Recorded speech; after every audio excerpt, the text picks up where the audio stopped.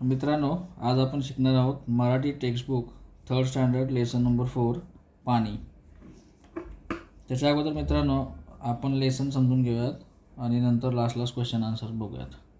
ठीक आहे. आता ही एक कविता आहे पाणी मराठीमध्ये, आपण ही बघूयात. एका मना आणि वाचा.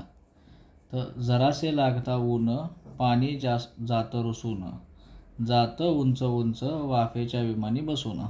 आता याचा अर्थ काय होतं, जरासे ऊन लागतं पाणी जाते रुसून. म्हणजे जेव्हा सूर्याचं ऊन लागतं पाण्याला तेव्हा पाणी रुसून जातं म्हणजे ते काय अर्थ केलं आहे की पाण्याची जेव्हा वाफ होते, इथे दिले बघा चित्रामध्ये, उन्हामुळे पाण्याची वाफ होते आणि पाणी वर जातं.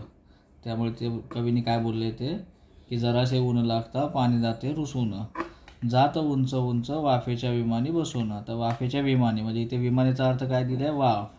तर वाफेच्या विमानी बसून म्हणजे ते पाणी वाफेच्या थ्रू वरती उंच उंच जातं असं इथे सांगितलेलं आहे. तिथे लागता हवागार जातो राग निघून पार, पुन्हा येतं भेटायला बनवून पावसाची धार.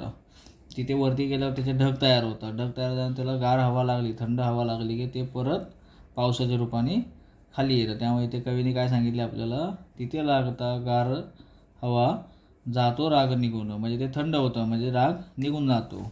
पुन्हा येतं भेटायला बनून पावसाची धारा म्हणजे ढगाला परत थंड हवा लागली की त्याचे पावसाच्या रूपाने परत खाली येतं ते म्हणजे ते पुन्हा आपल्याला भेटायला येतं, अशा प्रकारे सांगितलेलं आहे. पुढे पाणी नितळ असतं जसं पटकन रुसतं, छोट्या मुलांसारखं तसं पटकन हसतं.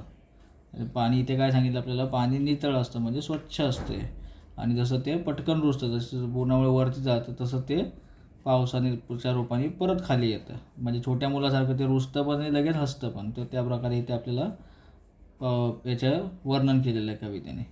त्याची कवयित्री कोण आहे, डॉक्टर निलिमा गोंडी.